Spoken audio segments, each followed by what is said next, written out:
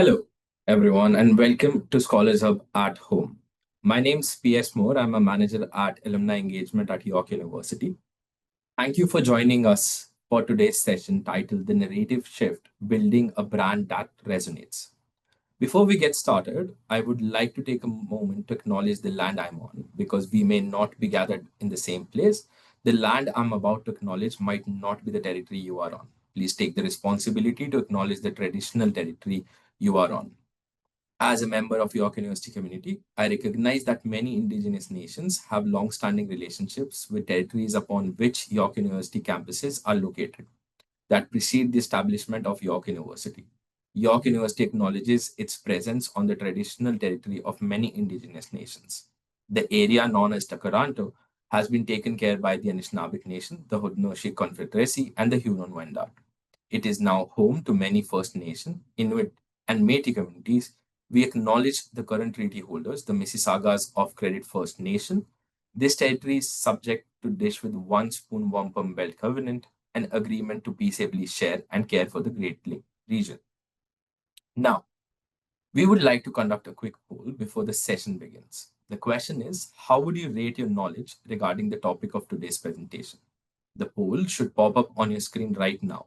I'll give everyone a moment to respond.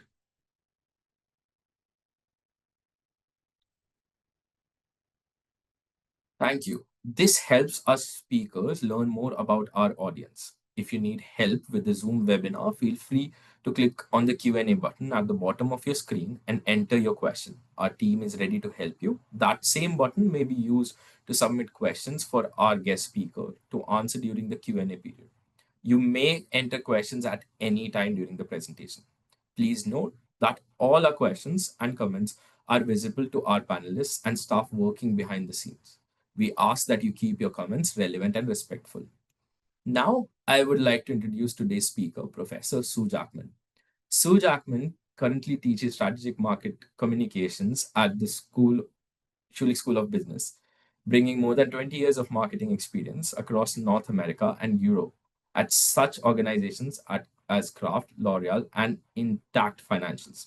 Sue is currently the Executive Vice President, Marketing and Growth at global PR agency Citizen Relations. A York University graduate, Sue holds an MBA from Schulich School of Business in addition to BSc Honors from Queen's University and an MA in journalism from City's St. George's University of London in UK. I've also had the pleasure to call her my professor. Welcome, Sue. Hi, PS. Can you hear me? Hopefully you can. Yes. The tech check worked. Awesome. Thanks so much. I'm going to share my screen, so please, folks, bear with me as I do that. And thank you so much for the warm welcome. It is always such a pleasure to be back in front of ex-students and, of course, in front of everyone here on the line. I cannot see or hear anybody, so it feels kind of podcast-like. But PS, I trust that you will jump in if something is not right or you're hearing something in the chat or the Q&A that is it's not something not tracking or I'm going way over. I'm going to trust you. But here I am, and thank you so much, everyone, for giving up your lunch hour or just an hour, depending on where you are in Canada, to spend with me. As PS said, hello, my name is Sue Jackman. He already gave a great little synopsis, a little bio of who I am and where I've been. I always like to just kind of boil down who I am and what I do into 3 words. I marketing. I've had a big, long zigzag career across various marketing roles over the last 20 plus years.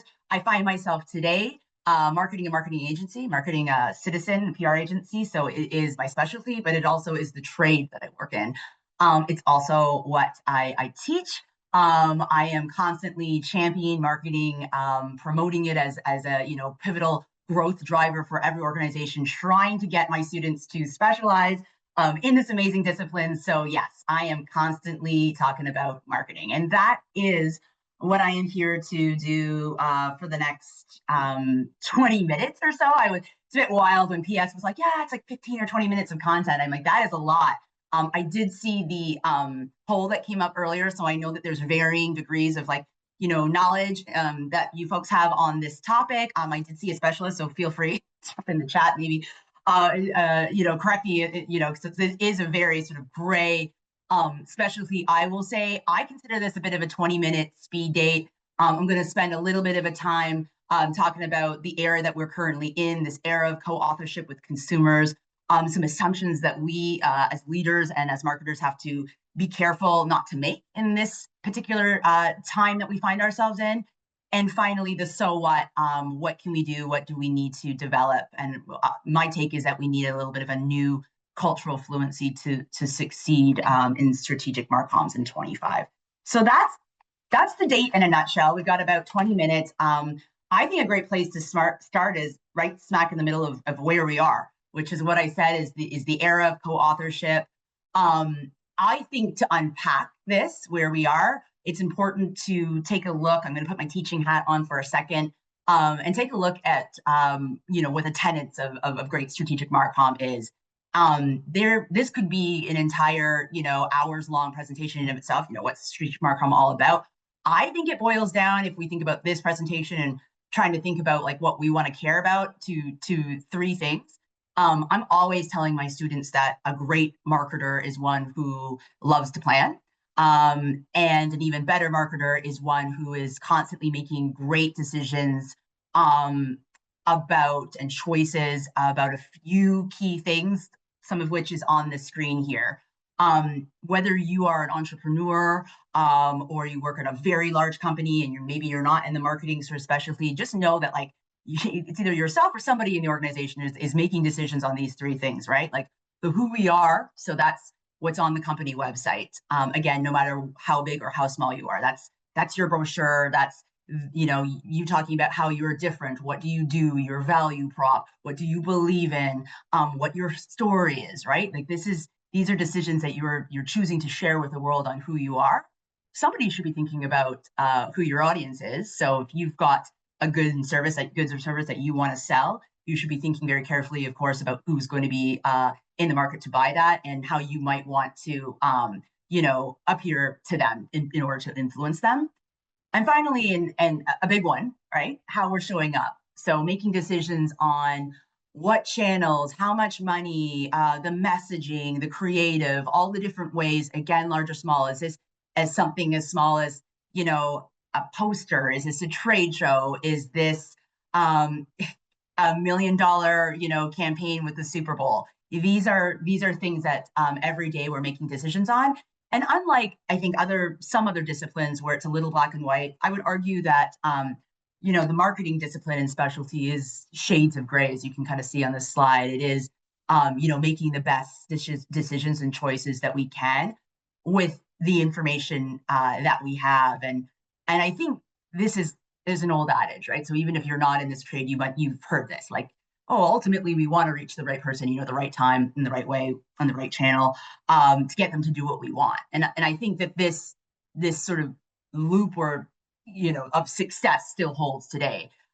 This is the ultimate goal, I believe, that we do want to reach the right person. We do want to have that right tailored message in the right way at the right time to influence them to do what we want as what we deem at the beginning of the year or as what success would look like for our organization. We want to be able to reach that. We want to be able to grow. And this is integral to it. It's why we pay marketers. It's why we have so many agencies. It is a big part of how we succeed. And I would say if you look at some recent examples, you could venture to say that success loop is happening often, right? There are some great marketing campaigns out there, some great marketers making some great decisions on what they are indeed putting out into the market and having some positive influence with some positive results. Not always. I don't know how familiar everybody is, and if I was in the class, I'd be asking for hands up, and we'd be having a discussion about this. But I think we can agree that there are also some poor choices that are being made year over year. Some choices, the new Coke, you're seeing here across the ages, right? Everywhere from new Coke all the way to 2017 and this well-known, call it fiasco with Kendall Jenner and Pepsi, Balenciaga and their ads last year. I think that there's a lot of conversations out there just in probably even amongst your friend group where people are asking themselves like, who thought this was a good idea? Who thought that this was something that would work. And I don't think this conversation is really to say, there's lots of different fails out there. I think the fact that there are fails are not new. I actually think it's the way that brands are failing now, which has changed and has evolved, and something that we need to pay attention to. If we look at this quote, right, people don't buy goods and services, they buy relations, stories, magic. Again, if we were in a room, we could all have hands up. I'm sure there's varying degrees of people who agree and disagree on this, depending, again, is it a low intent purchase? Is it a high intent purchase?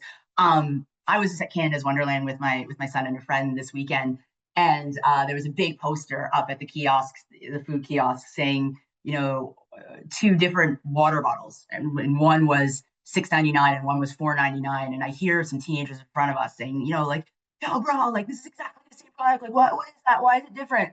And I said, it's marketing.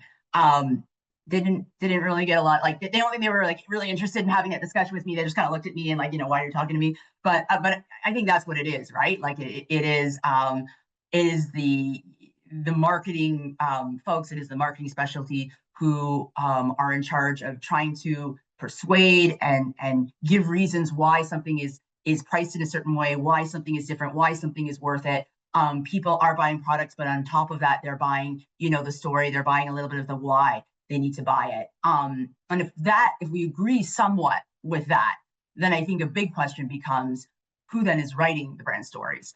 And I think we can agree in the past, there hasn't been a lot of platforms or opportunities for consumers to have a voice, right? It was very one way.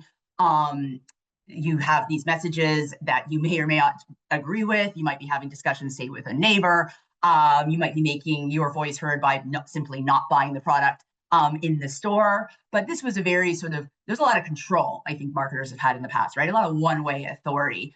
And as we shift, towards conversation, we can say that, we're not in that broadcast era anymore where we have control. We're talking about an era where we've got the audience on a daily co-authoring a brand story. Maybe you've got a friend or you're in a group where you're talking about the benefits of smart water, or somebody's got, heard something about the fact that it's, it's so much better and why. And so when you're at that kiosk, you are paying $6.99 for that because you believe in that. Many of you on the line have probably already, spend a lot of time writing reviews or writing blogs. And so you are already part of, co-authoring. You already hold that pen. It's not something that is new for sure. If we look at this article on the bottom left from the drama, it's like 2 years ago, right? We're already talking about the fact that consumers are likely to purchase from brands that share content made by real customers instead of, paid influencers.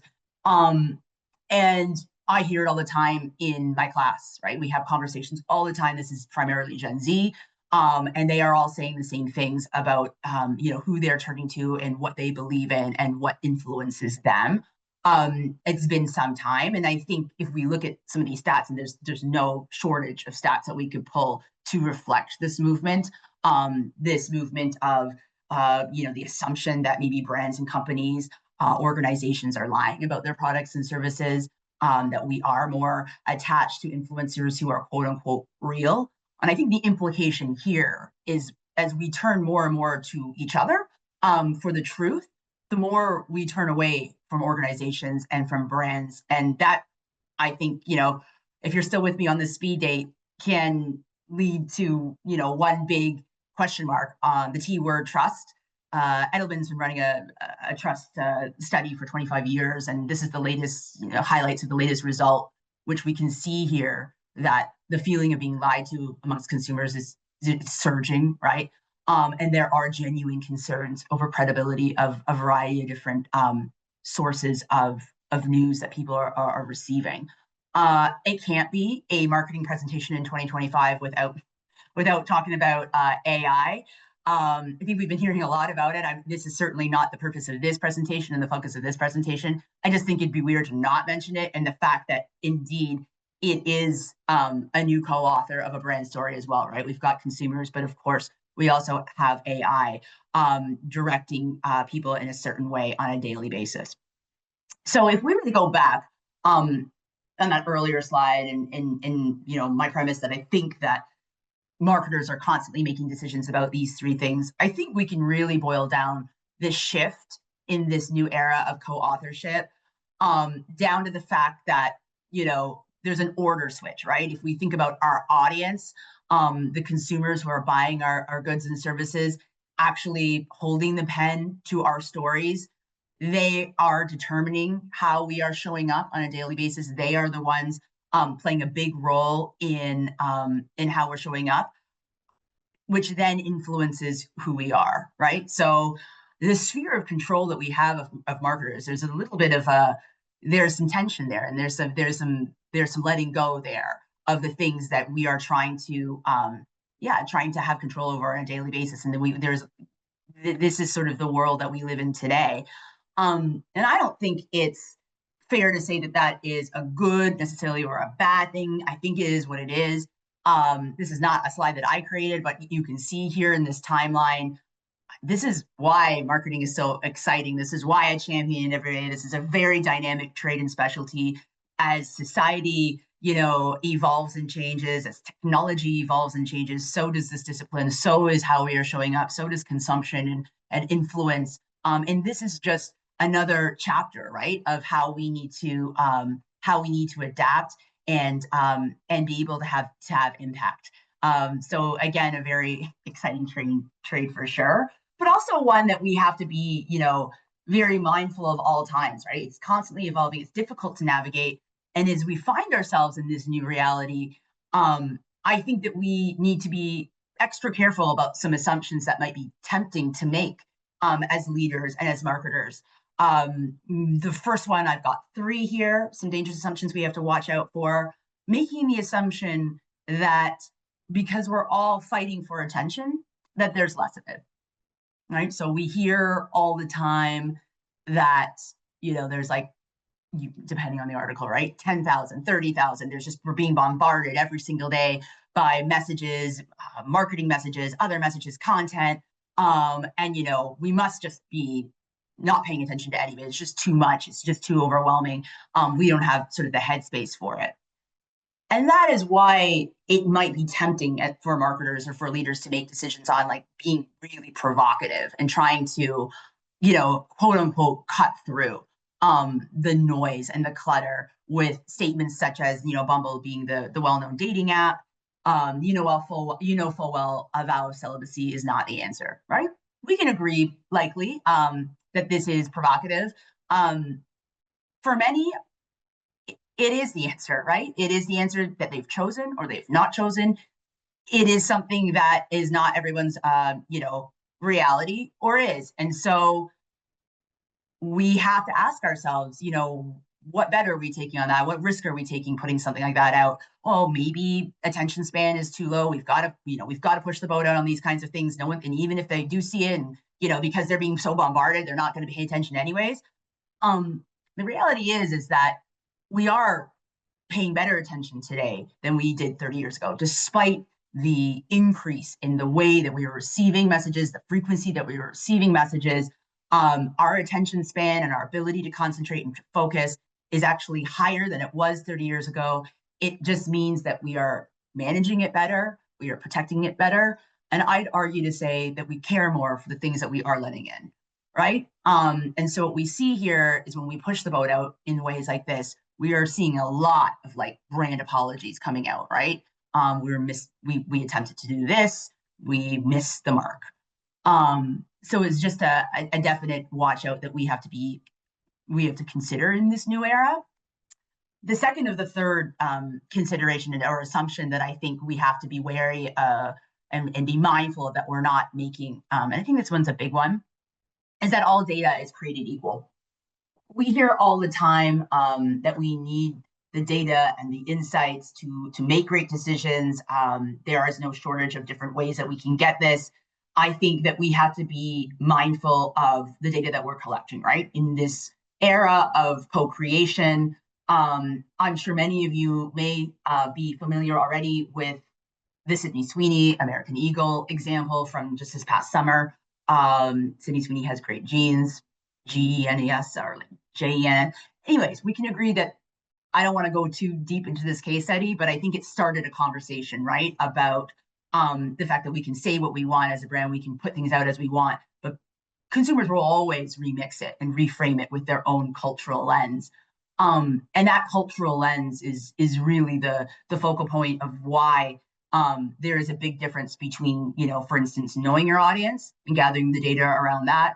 No shortage of personas, of demographic, even psychographic, right? Information that we've got here at our fingertips, and understanding them, applying that cultural lens to really understanding who these folks are beyond the numbers.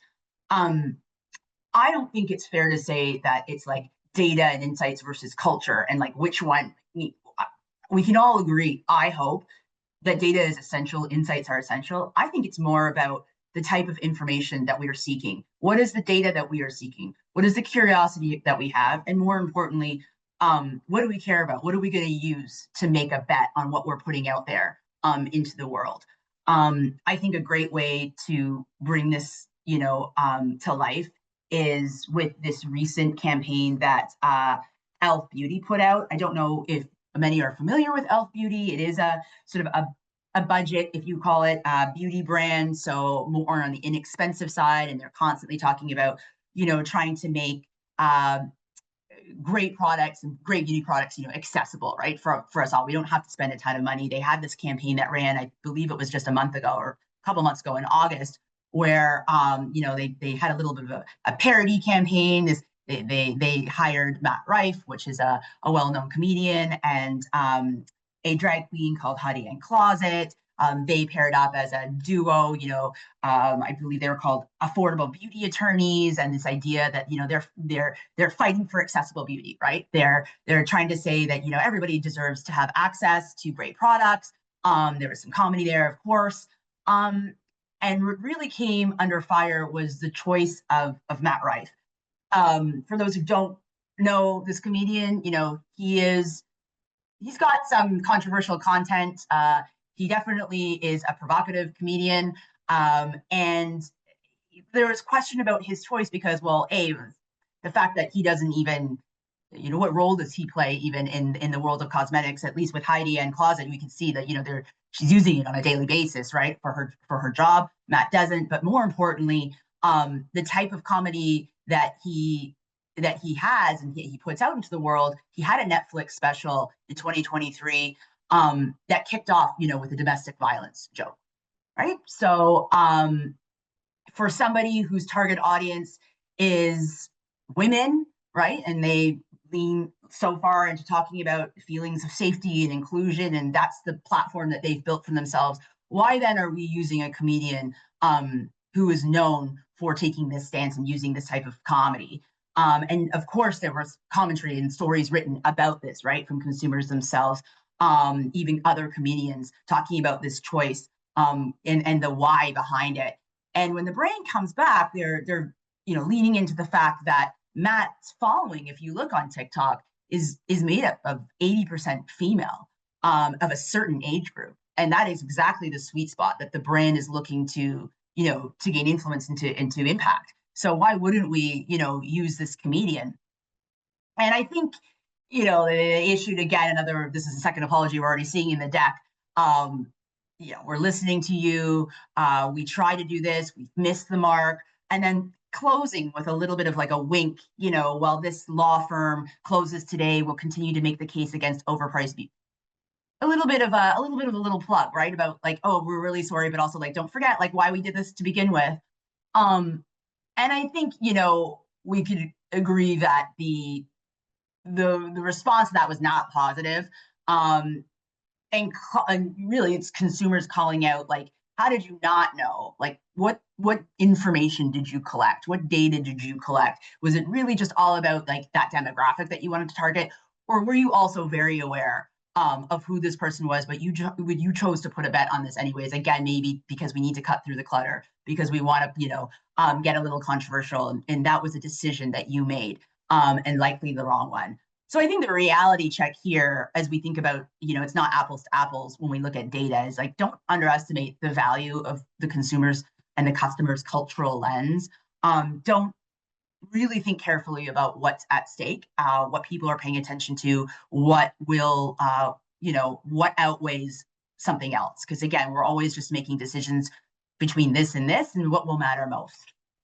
And finally, I think a dangerous assumption that leaders and marketers can make in this new reality is that we assume that we, as the owner of the brand, really knows what actually matters most. You would have seen a lot of conversation over the last couple of months about Cracker Barrel and their redesign.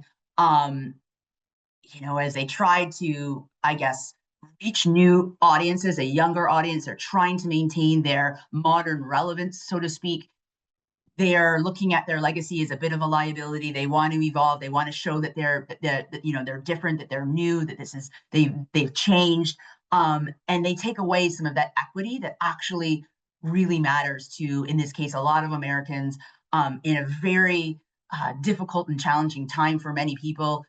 We're leaning into nostalgia now. We want to feel a sense of safety and comfort and reliability, and to take that away meant a lot to consumers. And I think that was widely underestimated by the brand. I don't know who has seen the Jaguar rebrand from the last couple of years. I'll just play a couple seconds of the video. For those who are not aware of it, you can see there's some imagery here. There's no cars. It feels very modern. It doesn't feel like the British heritage brand that maybe we've all grown up with. And again, a choice that the brand made in trying to reach new audiences. They were in a difficult moment with where that brand stood, and so they wanted to do a little bit of a 180. It was something that was done by design, no pun intended. And it to be honest, when I saw this, I thought it was a parody. I was waiting sort of for the moment where the actual rebrand would happen. They deleted all of their old sort of posts and they've started again with this, and that never happened. This is actually who they are today. And it's had impact. So I think, the reality in 25 is that brands need to understand what your equity is actually built on, what matters most to consumers, and think carefully and tread carefully when you have that knowledge. For those who are still with me, PS, I know you might be worried, like, oh, we're gonna head to the QA. We're in the final stretch. We're in the so what. So what? All that being said, let's how are we supposed to win as marketers? How are we supposed to win as entrepreneurs? How are we going to succeed when we don't even hold the pen ourselves? I do think that there is an opportunity for us to all lean into a new cultural fluency, if you will, a new way of being in the day-to-day, of thinking, of partnering. So again, just boil down to three things that we can do today. I think number one, and I was just trying to be pithy with the headline. Obviously, it's more than get in touch. Get in touch. By this, I mean not once a year when you're doing your annual planning, not just in your usual channels that you're trying to get in, quote unquote, in touch with your customer and with your audience. This is about 360, immersion with your customers and with your audience. This is beyond even what I would consider table stakes today, which is social listening and just seeing how you're showing up, and people are talking about you in different channels that you're not in every day. I think it moves more towards this opportunity to get a little bit more in depth, a little bit more behind the scenes and into the places where real talk is happening on your brand or your organization. Niche communities, niche forums, the Reddits of the world. Not even just like tracking how people are talking about you in text, but tracking how you're showing up in audio visual, right? Talking about if your brand is showing up in the background of some creator's video, like do you know about that? And more importantly, is that linked in at all or integrated at all into your customer services sort of channel, so that it can feel, really robust, that you're hearing, but also you're acting, and you can get ahead of things in real time, depending on the conversations. I think that, and a great example, for those who don't know, is the CeraVe campaign from a couple of years ago, when we had a brand that hasn't really put out hasn't spent too much on big brand campaigns before with CeraVe, and they are leaning into social listening. They are picking up Reddit threads from the decades, a decade ago or 7, 8 years ago, where they're talking about like CeraVe. Is that like, does that have anything to do with Michael Cera? Like, is he actually behind it, or is he, how is he related? Like, wouldn't that be cool if he was related? And they picked up on that, and they turned it into an entire, conspiracy. They created curiosity, they created chaos, in order to get the conversation going for a brand campaign Super Bowl launch. They had billions of impressions, and the internet just so curious and wildly talking about Michael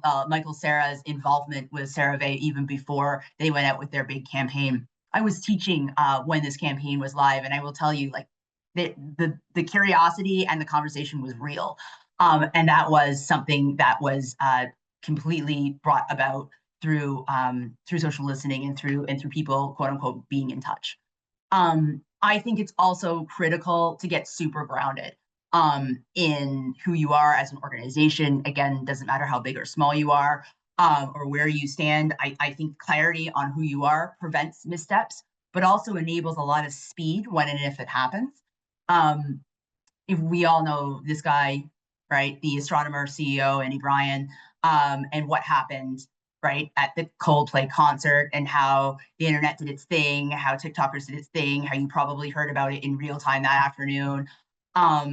And we saw, the questions were already coming out, like, when is the statement coming out? The speed that things move is so astounding these days. Knowing, who you are as an organization allows you to come out quite quickly with, with clarity and confidence in messaging that can help save your business, that can help win new customers and new audiences. Debate, right, out on what your thoughts are on the Gwyneth collaboration as part of the response. But I think the overall sentiment is that that was positive. And when you don't have that clarity, when you don't have that speed, I think that it could have some potentially very damaging results, as we see here a few years ago with the Adidas Kanye West sort of collaboration. And finally, again, I'm wrapping up and we're going to head into Q&A. I think it's something to consider is partnering up, not just with consumers and letting them co-create with you. Considering partnering with a professional. If you want to earn your place in culture, if you want to know those latest tools, you want to get ahead of trends, the latest technology that you can use to set yourself up best for success. I think collaborating and partnering with both consumers and agencies, or other partners alike, could be very helpful. This is a activation that my agency did a couple of years ago. Some of you may have seen it.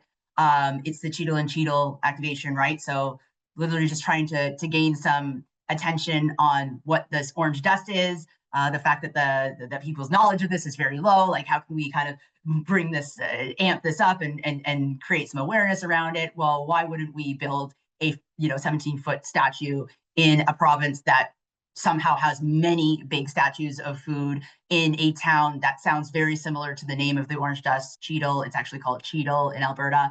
And let people write the stories for us to create the conversation, hitting all the way up to late night. That's how big the conversation was. So that's my final sort of shtick here about partnering. Understanding audience really means understanding culture. So do consider what partnerships you could think about to help you out there. As I wrap, and there was a lot there, I'd love if the takeaways for what I just went through really fast, and that speed date could be, is not maybe 3 things. I think it's more helpful if we frame it as 3 questions that you should be asking yourself, which is the fact that someone's writing a chapter of your brand story right now, and are you comfortable with that? Asking yourself that. Secondly, asking yourself, someone's talking about your brand right now, are you able to see or hear it? And finally, if we think about the someone from those first 2 boxes, do you know who that someone actually is and what matters to them? I think if you can answer yes to all those 3 questions, I think you're well set up. And if not, maybe you could consider some of the tips that were given in this presentation. P.S. You're probably sweating because we're not in Q&A just yet, and we need to get to it. But that's my final slide. Not at all, Professor. It was like I was back in the classroom Oh all my gosh. over. I Sorry feel about that. My only final thing is that I do invite anyone who's on this line that wants to connect with me to use the QR code yeah, let's connect on LinkedIn. No, absolutely. Thank you so much for the timely and informative talk that you gave. And when I say I was back in the class, because it was one of my favorite things, all the case studies that we have discussed, be it the Pepsi or be it the Cheeto. That was the Cheeto thing was one of the best ones I think so that I've seen. If anyone still have any questions that they would like us to send to the professor, please feel free to reach out us at alumni@yoki.ca, and we'll try to bring you the questions and connect you with the professor. So again, so thank you so much again for being with us today. You're welcome to now turn off your video. A recording of this video will be posted on our YouTube channel. Please see the link in the chat. We have one more poll question for the audience. How would you rate your knowledge of today's topic following this discussion? It should pop up on your screen right now. I would like to thank you for joining us today. Scholars Hub will be back on Wednesday, October 29, featuring Kale Reed, Assistant Professor, Children, Childhood, and Youth Studies at the Department of Humanities of Faculty of Liberal Arts and Professional Studies. Kale will discuss gender creative musing and process of naming and restoring the world through collaborative songwriting with trans young people. By now, you should have received an invitation to the York Alumni Awards. This event recognizes outstanding alumni who have received the extraordinary and are working to write the future by creating positive change in their fields. You should be able to see a registration link in the event chat. This year's event is taking place at TIFF Lightbox on November 6th. And if you are in the GTA, we hope you'll be able to join us. In addition, we are delighted to welcome you to the York Circle Lecture Series, held 4 times a year. This event is open to our alumni community and friends. It takes place at 9 a.m. on Saturday, November 15th. We look forward to seeing you in our next Scholars Hub or at one of our events. Thank you and be well.